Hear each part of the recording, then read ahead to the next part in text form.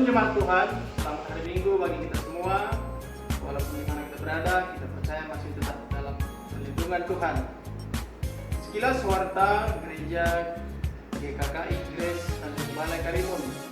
Yang pertama, tentu ibadah minggu kita masih dilakukan secara online, dapat disaksikan melalui channel YouTube Karimun Ministry 18.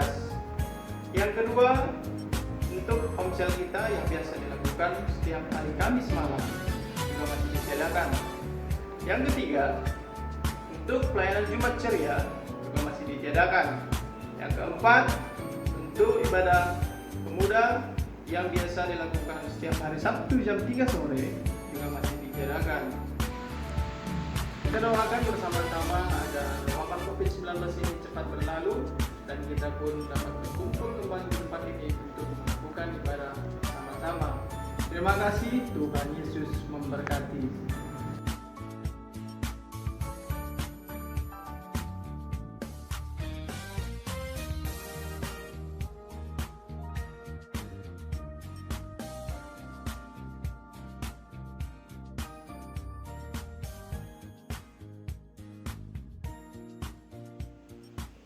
Shalom jemaat Tuhan. Shalom. Puji Tuhan buat hari ini kita bertemu kembali sekalipun dalam melalui ibadah online, tetapi puji Tuhan sampai pada hari ini kita masih diberikan kesempatan oleh Tuhan untuk boleh sehat, untuk boleh tetap bisa memuji Tuhan. Amin saudara. Amin. Haleluya. Puji Tuhan. Sebelum kita mulai ibadah pujian penyembahan kita, mari kita siapkan hati kita bersatu di dalam doa. Mari kita berdoa. Terima kasih Bapa, kami bersyukur buat hari ini. Tuhan Kau masih berikan kesempatan bagi setiap kami untuk boleh dalam keadaan sehat Tuhan. Bahkan pada hari ini kami masih boleh melayani Tuhan, menyembah Tuhan, memuji Tuhan di altar-Mu Bapa. Tuhan Yesus pada saat ini Tuhan, kami berdoa buat setiap jemaat-jemaat Tuhan dimanapun berada, khususnya jemaat GKKI Tanjung Balai Karimun Tuhan yang tidak bersama-sama dengan kami. Kami berdoa Tuhan, penyertaan Tuhan sempurna atas mereka, berkat Tuhan sempurna atas setiap mereka. Terima kasih Bapa yang baik, terima kasih Bapa. Kami mau serahkan Tuhan ibadah kami ke dalam tangan Tuhan. Mulai dari awal, pertengahan hingga akhirnya, Roh Kudus Kau ambil alih ibadah kami Tuhan. Terima kasih Bapa, terima kasih Tuhan. Kami mau datang menyembah Tuhan, bermazmur bagi Engkau, bersekutu di dalam Kau Tuhan. Terima kasih Bapa. Bila kami boleh menyembah Tuhan dalam roh dan kebenaran. Haleluya, haleluya. Amin. Kita mau menyembah Dia. Kepada Dia, Bapa kami datang menyembah Engkau pada hari ini.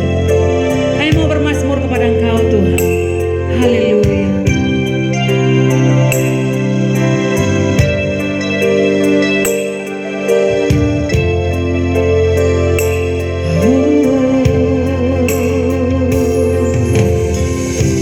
Bapakku datang.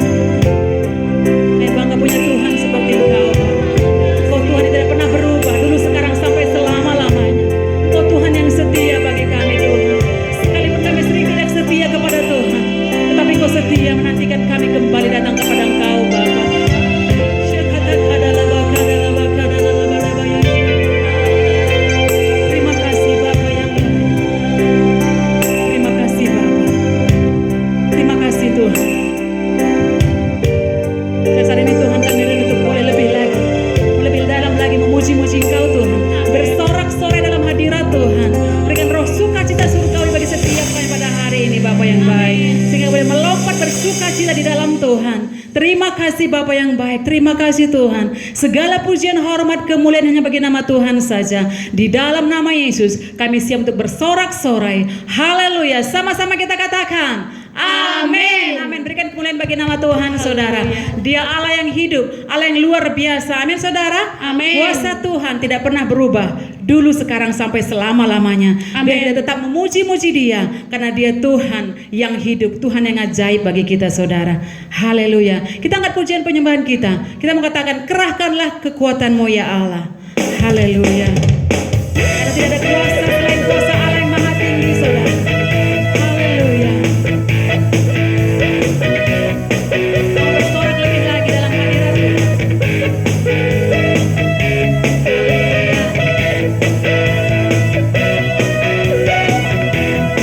Mari kita bersama-sama.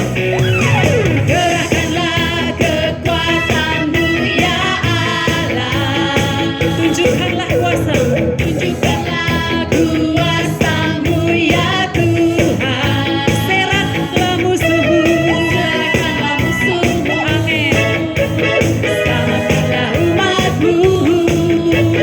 Allah dahsyat di tempatku. Katakan, kerahkanlah kekuatan-Mu ya Allah. Gerahkanlah kekuatan-Mu ya Allah. Tunjukkanlah kuasa-Mu ya Tuhan. Serahkanlah musuh-Mu.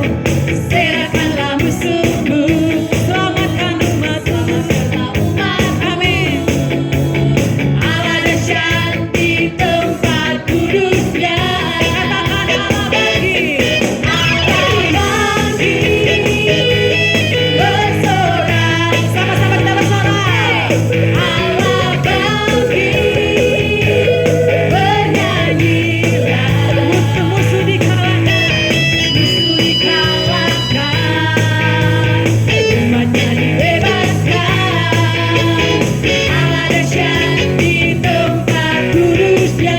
Katakan Allah bangkit. Allah bangkit. Bersoraklah, bersoraklah.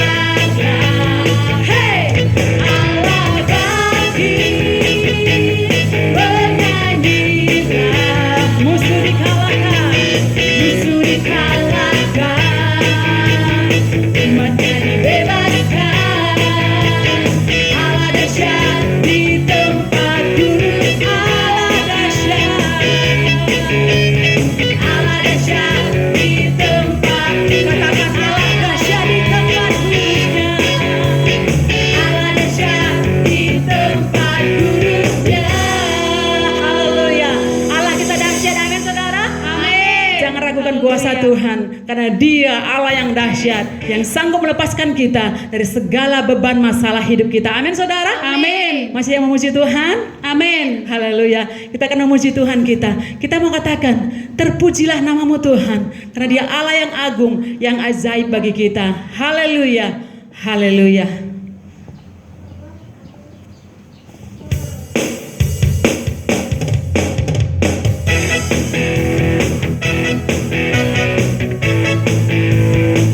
Dia Allah yang kuat, Allah yang penuh dengan kemuliaan saudara. Haleluya. Dia Allah yang terima pujian kita. Terpujilah nama-Mu Tuhan. Amin. Kuat dan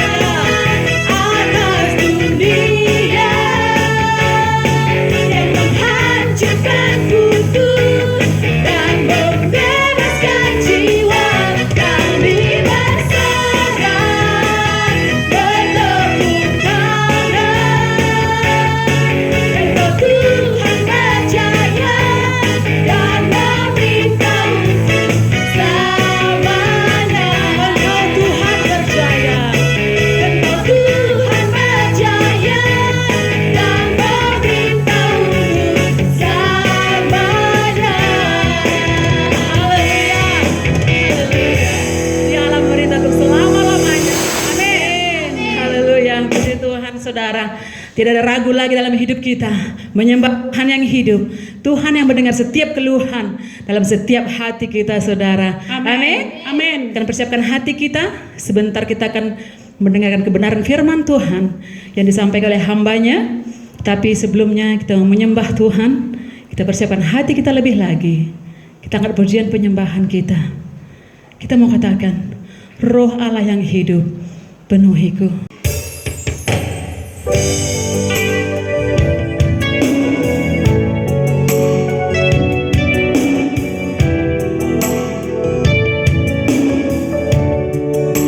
Katakan sama-sama.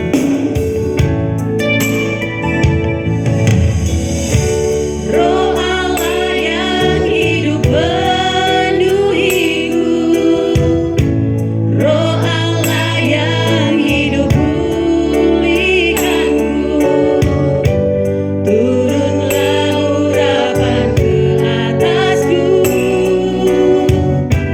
membangkitkan kuasa-Mu, Roh Allah.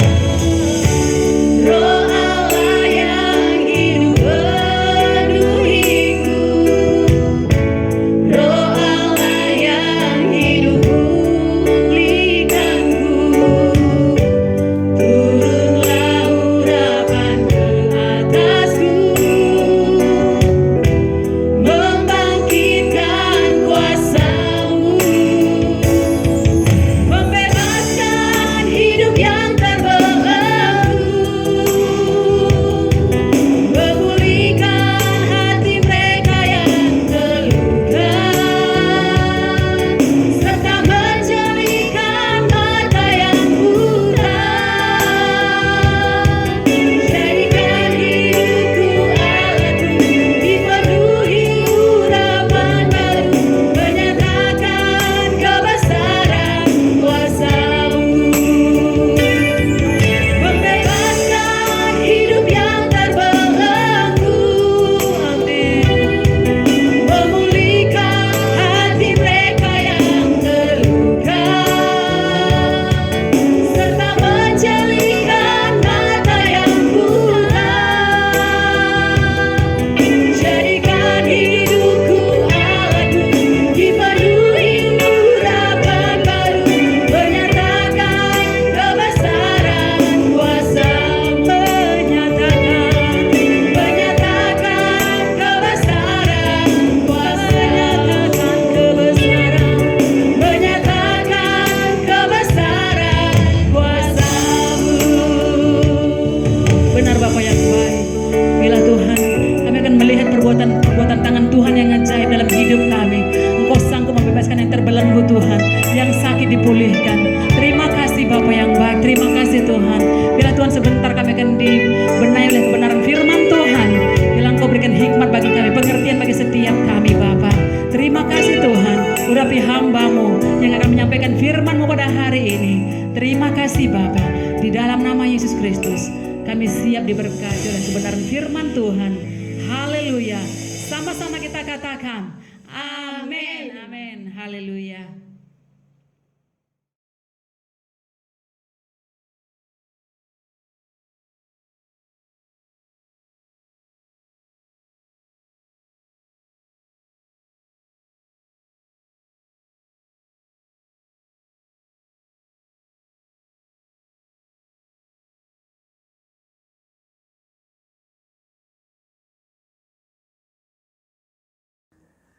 Halo semua saudara-saudaraku yang dikasihi Kristus di Karimun. Shalom, selamat pagi, salam sejahtera untuk kita semua. Kiranya damai sejahtera dan sukacita dari Tuhan selalu berada di hati kita dan juga di dalam kehidupan kita semua. Haleluya, amin. Apa kabar saudara-saudaraku? Saya berharap kalian semua berada di dalam keadaan yang sehat dan juga di dalam perlindungan Tuhan. Dan tentunya harus tetap semangat ya. Dengan dilandanya kita dengan wabah COVID-19 ini, kita juga dilanda dengan istilah-istilah baru. Apa maksud saya? Sebelum wabah COVID-19 kita nggak pernah mendengar istilah seperti social distancing, bukan? Di mana kita harus menjaga jarak. Dan juga istilah yang pemerintah lakukan seperti PSBB, pembatasan sosial berskala besar. Dan sekarang ada lagi istilah baru yang disebut new normal. New normal ini adalah cara hidup baru kita yang kita harus terapkan di tengah-tengah pandemi virus corona ini. Saya tidak tahu apakah akan ada lagi istilah-istilah baru yang akan keluar. Yang pasti untuk kedepannya kita tetap harus hidup dengan istilah-istilah ini dan menerapkannya di dalam kehidupan kita. Pola dan cara hidup kita pun kita harus rubah karena pandemi COVID-19 ini. Saudara-saudaraku yang dikasihi Kristus, apakah pola dan cara hidup kita sudah berubah semenjak kita mengenal Yesus dan menerimanya sebagai juru selamat kita? Apakah kita sudah menerapkan hidup tanda kutip new normal sebagai seorang yang percaya? Saya yakin kalau saudara-saudaraku yang dikasihi Kristus seringkali mendengar kata-kata, serahkan saja kepada Tuhan. Jikalau ada teman atau sanak saudara kita yang datang mengadu kepada kita kalau mereka sedang dalam keadaan susah, apa yang kita lakukan? Tentunya kita akan berdoa untuk mereka dan juga berdoa bersama mereka. Dan kalau kita mampu sesuai kemampuan kita, kita pasti akan bantu mereka, bukan? Dan setelah itu apa yang kita katakan kepada mereka? Serahkan saja kepada Tuhan. Betul bukan? Seperti itu. Nah, pada pagi hari ini, saya mau mengajak saudara-saudara untuk mendalami arti dari kata-kata serahkan saja kepada Tuhan. Maka dari itu, penyampaian firman saya pada pagi hari ini, saya beri judul berserah kepada Tuhan. Sebelum kita mendengar firman, mari kita satukan hati kita, pejamkan mata kita untuk berdoa. Bapa kami yang bertata di kerajaan surga, kami mengucap syukur dan banyak terima kasih atas perlindungan-Mu, atas belas kasih-Mu dan kasih karunia-Mu. Sekarang ini kami mau duduk diam untuk mendengar firman-Mu ya Tuhan. Siapkan hati kami, bukakan telinga dan hati kami supaya kami dapat mengerti dan terlebih lagi mendapatkan hikmat dari firman-Mu. Ajari kami lewat Roh Kudus-Mu untuk mencintai firman-Mu dan menjadi pelaku firman-Mu untuk kemuliaan-Mu ya Bapa. Urapi setiap kami dan hamba-Mu yang akan menyampaikan firman-Mu. Biarlah kiranya Engkau yang akan berbicara lewat hamba-Mu. Di dalam nama Yesus yang penuh kuasa kami telah berdoa dan mengucapkan syukur. Amin. Saudara-saudaraku yang dikasihi Kristus, apakah ada perbedaan antara pasrah kepada Tuhan dan berserah kepada Tuhan dan pasrah? Saya mau memberikan dua ilustrasi supaya kita bisa membedakan antara pasrah dan berserah kepada Tuhan. Dan kedua ilustrasi ini saya ambil dari sabda Alkitab. Di ilustrasi pertama, ada seorang ibu yang mengalami pergumulan berat, di mana waktu itu sang ibu menderita kanker payudara. Sementara itu, dengan bersamaan waktu, suaminya juga sakit paru-paru basah, saudara-saudaraku. Dan karena dia sakit, si ayah tidak bisa bekerja. Selain itu, anak dari si ibu ini pun kena penyakit leukemia. Bayangkan saudara, pergumulan yang dihadapi oleh si ibu ini di ilustrasi pertama ini.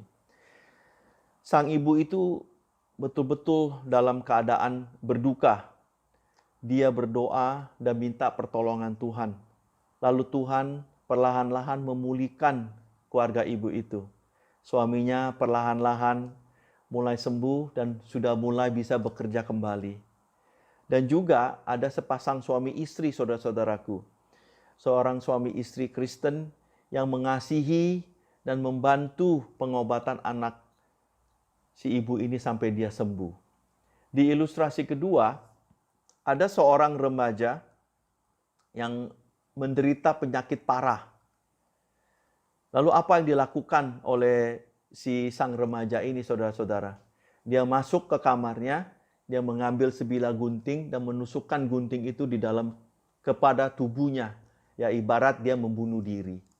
Saudara-saudaraku yang dikasihi Kristus, manakah dari kedua ilustrasi ini yang pasrah? Jawabannya adalah di ilustrasi yang kedua tentunya, bukan? Di mana si sang remaja ini kehilangan pengharapannya. Dia merasa sudah letih dengan hidup dan akhirnya bunuh diri. Sedangkan di ilustrasi pertama, sang ibu berserah kepada Tuhan. Dia bersandar kepada Tuhan, bukan pasrah. Di ilustrasi kedua, si remaja ini menyerah kalah tanpa melakukan perlawanan. Dia sudah langsung merasa pesimis dan tidak lagi mau maju untuk menghadapi kenyataan. Belum apa-apa, dia sudah menyerah dengan keadaannya. Si remaja ini mengandalkan pikiran duniawi ketika masalah muncul. Ketika kesulitan itu muncul, maka tingkat kekhawatirannya, tingkat ketakutannya pun bertambah. Sedangkan si ibu di ilustrasi pertama mengandalkan pikiran-pikiran iman, pikiran surgawi, karena dia menyerahkan hidupnya kepada Tuhan. Dan dia percaya ketika Roh Kudus ada di dalam kehidupannya, maka pikirannya, imannya akan membawa hidupnya bukan lagi dalam ketakutan dan kekhawatiran, tetapi malah dia semakin percaya kepada Tuhan. Jadi apa itu pasrah? Apa itu berserah? Dari kedua akar kata itu seolah-olah mempunyai arti yang sama, tapi maknanya berbeda. Pasrah artinya menyerah, tidak berbuat apa-apa, berpikiran negatif atau pesimis, dan kehilangan pengharapan, sehingga muncul niat seperti bunuh diri dan lain-lainnya.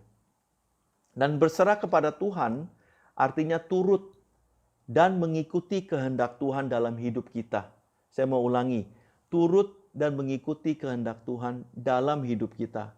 Percaya dan menyerahkan diri pada rencana dan pimpinan Tuhan. Berpikiran positif, optimis, dan mempunyai semangat hidup yang tinggi. Dan yakin akan pemeliharaan Tuhan atas hidup kita. Sekarang saya mau mengambil kisah dari Alkitab yang menggambarkan pasrah dan juga berserah kepada Tuhan. Dari dua sosok yang saya yakin saudara-saudaraku sudah kenal. Mereka adalah Raja Daud dan Raja Saul dan Daud. Ceritanya ada di kitab 1 Samuel pasal 17.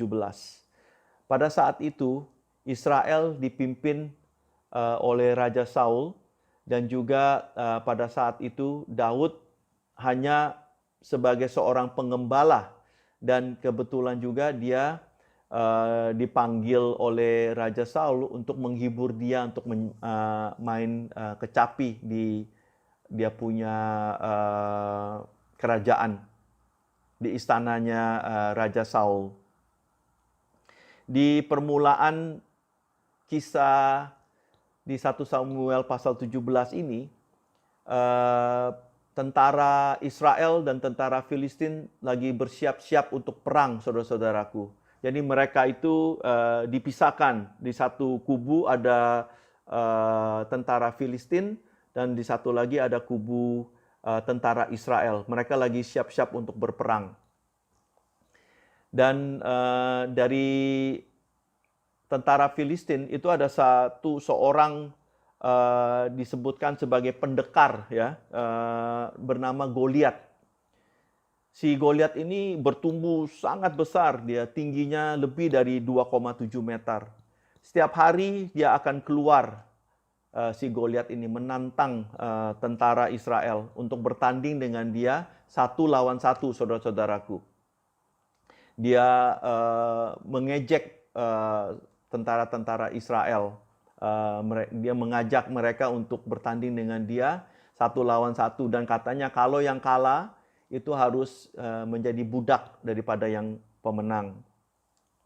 Lalu apa tanggapan Raja Saul dan tentara Israel yang setiap hari mendengar tantangan dari si Goliat ini? Mari kita baca 1 Samuel pasal 17 ayat 11. Ketika Saul dan segenap orang Israel mendengar perkataan orang Filistin itu, maka cemaslah hati mereka dan sangat ketakutan. Saudara-saudaraku yang dikasihi Kristus, Sikap yang diambil oleh Raja Saul adalah sikap pasrah. Dia seolah-olah telah menyerah sebelum bertanding. Dia mengandalkan pikiran manusiawinya yang mengatakan mana mungkin ada orang bangsa Israel yang bisa mengalahkan Goliat yang tubuhnya begitu besar seperti raksasa. Raja Saul sudah lupa, saudara-saudaraku, akan Tuhan yang telah memberikan dia kemenangan waktu dia berperang dengan bangsa Amon. Ceritanya saudara-saudaraku bisa baca di 1 Samuel pasal 11. Lalu bagaimana pula dengan sikap yang diambil oleh Daud? Pada saat itu kebetulan Daud lagi berada di kemahnya tentara Israel karena ayahnya menyuruh dia untuk memberikan makanan kepada ketiga kakaknya yang kebetulan juga lagi mau ikut perang di tengah-tengah tentara Israel. Mendengar tantangan Goliat, maka Daud merasa tertantang, saudara-saudaraku, dan ingin bertanding dengan Goliat. Walaupun Raja Saul berkata kepadanya di 1 Samuel 17 ayat 33. Begini Raja Saul berkata kepada Raja Saul berkata kepada Daud, "Tidak mungkin engkau dapat menghadapi orang Filistin itu untuk melawan dia, sebab engkau masih muda, sejak dari masa mudanya telah menjadi prajurit." Jadi bukannya kasih semangat kepada si Daud, Raja Saul malah bilang tidak mungkin. Kamu ini masih muda, sedangkan yang kau lawankan itu sudah dari dulu sudah menjadi seorang prajurit. Mana mungkin kamu bisa menang? Lalu apa jawab Daud? Dia berkata di Daud? Dia berkata di 1 Samuel pasal 17 ayat 37. "Tuhan yang telah melepaskan aku dari cakar singa dan cakar beruang, Dia juga akan melepaskan aku dari tangan orang Filistin itu." Jadi si Daud menjawab Raja Saul sesuai dengan pengalaman dia sebagai seorang penggembala, bahwa Tuhanlah yang akan melepaskan dirinya. Waktu bertanding dengan Goliat, si Daud ini dia berbicara kepada Goliat di 1 Samuel pasal 17 ayat 45. "Engkau mendatangi aku dengan pedang dan tombak dan lembing, tetapi aku mendatangi engkau dengan nama Tuhan semesta alam, Allah segala barisan Israel yang kau tantang itu." Dan di 1 Samuel pasal 17 ayat 47, Daud berkata, "Dan supaya segenap jemaah ini tahu bahwa Tuhan menyelamatkan bukan dengan pedang dan bukan dengan lembing, sebab di tangan Tuhanlah pertempuran dan Ia pun menyerahkan kamu ke dalam tangan kami."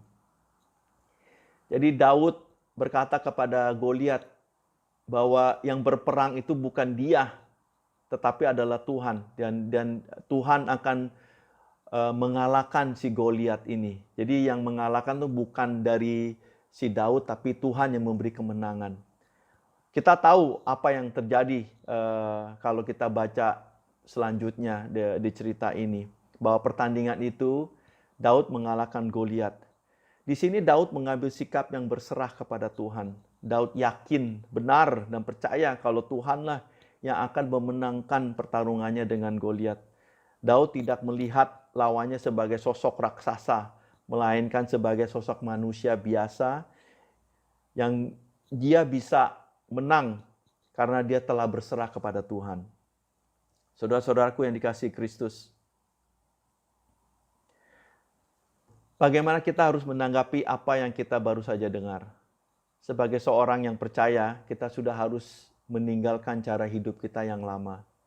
Kita sudah harus menjalani hidup tanda kutip new normal sebagai seorang yang percaya, yang sudah diperbaharui. Bagaimana kita bisa berserah kepada Tuhan? Berserah kepada Tuhan bukan berarti kita hanya menyerahkan permasalahan kita saja kepada Tuhan, tetapi semua aspek kehidupan kita, baik itu suka atau duka, baik itu hidup di dalam kelimpahan atau kekurangan dan lainnya dan sebagainya. Jadi apa yang kita harus lakukan untuk berserah kepada Tuhan? Sebelum mendengar saran saya mau mengajak saudara-saudaraku untuk menyimak undangan Yesus di Matius 11 ayat 28 sampai 30. Mari kita baca firman Tuhan. Matius pasal 11 ayat 28. Marilah kepadaku semua yang letih, lesu dan berbeban berat. Aku akan memberi kelegaan kepadamu. Ayat 29. Pikulah kuk yang kupasang dan belajarlah padaku, karena aku lemah lembut dan rendah hati, dan jiwamu akan mendapat ketenangan. Pasal 30. Sebab kuk yang kupasang itu enak dan bebanku pun ringan. Cara praktis yang saya mau usulkan untuk berserah kepada Tuhan adalah, pertama, kita harus rajin berdoa. Berdoa setiap kesempatan, karena dengan berdoa kita bisa dekat dengan Tuhan dan mengetahui kehendak-Nya. Kedua, kita harus percaya kepada Tuhan dan memberikan masalah kita kepadanya. Seperti undangan Yesus yang kita baru saja kita baca. Dia mengajak kita untuk datang kepadanya. Tuhan Yesus berkata, semua yang letih, lesu, dan berbeban berat. Ini dimaksudkan siapa saja, besar, kecil, tua, muda, yang mempunyai masalah dan beban berat, datanglah kepada Dia. Karena Dia berjanji, saudara-saudaraku, aku akan memberi kelegaan kepadamu. Ketiga, Yesus mengajak kita untuk belajar dari Dia. Kita harus belajar berserah, mengenal kehendak-Nya dalam Alkitab, maka jiwa kita akan mendapat ketenangan. Jadi kata kuncinya itu adalah mengenal kehendak-Nya dalam Alkitab. Makanya kita juga harus rajin-rajin membaca Alkitab untuk mengenal kehendak-Nya Tuhan. Keempat, saudara-saudaraku, kita belajar memikul kuk yang dipasang Yesus, karena kita percaya dan patuh kepadanya. Untuk sebagai pengetahuan, kuk itu adalah pengikat kayu berat, ya saudara-saudaraku, yang ditempel di pundaknya seorang lembu. Kalau kita lihat petani di sawah, mereka membajak sawahnya itu, si petani meletakkan kuknya di atas bahu lembunya untuk membajak sawahnya. Jadi sama, ya. Tuhan Yesus mengundang kita untuk meletakkan kuknya di atas pundak kita. Artinya kita percayakan dan juga kita patuh kepadanya, ya, karena seperti lembu yang dipasang kuk, dia patuh dan mengikuti si petani tadi untuk membajak sawahnya. Sama seperti ini, kita belajar dari Yesus meletakkan kuknya di atas pundak kita. Kita percayakan semua permasalahan kita kepada Tuhan. Serahkan diri kita sepenuhnya pada kehendak Tuhan. Tapi bukan menyerah, ya. Artinya kita harus taat pada rencana dan kehendak Tuhan. Saudara-saudaraku yang dikasihi Kristus, wabah COVID-19 ini sudah mengacau balaukan kehidupan kita semua. Tidak ada yang terkecuali. Tetapi kita sebagai orang yang percaya, tahu kalau kita punya Tuhan yang dahsyat, Tuhan yang berkuasa, Tuhan yang berdaulat, dan masih memegang kendali atas segala yang terjadi di bumi ini. Maka dari itu, kita tetap harus tegar dan percaya bahwa Tuhan sendirilah yang akan mengangkat kita keluar dari permasalahan ini. Masalah boleh datang, tetapi jangan jadikan diri kita sebagai orang yang pasrah. Kita jangan menyerah pada masalah, tapi hendaklah kita serahkan pergumulan kita pada Tuhan dan berserah kepada Tuhan. Tidak berarti pasrah, karena Tuhan tidak suka orang yang pasrah. Semoga Tuhan memberkati kita semua dari penyampaian firman pada pagi hari ini. Sampai jumpa lagi di lain kesempatan.